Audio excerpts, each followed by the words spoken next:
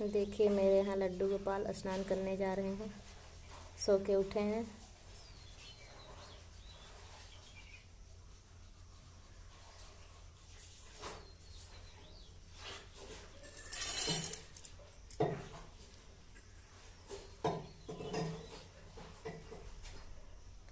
बहुत ठंडा पानी है।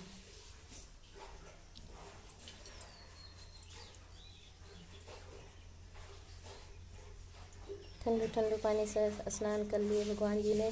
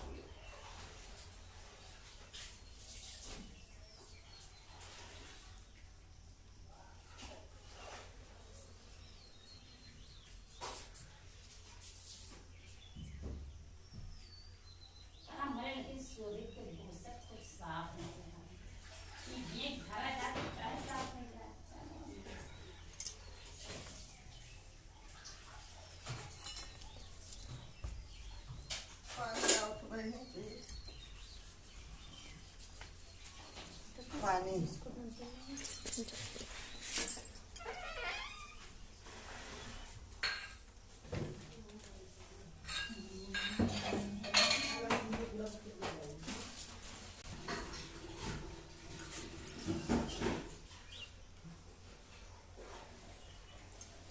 चाय पीने जा रहे हैं, अभी बिस्कुट खाएंगे।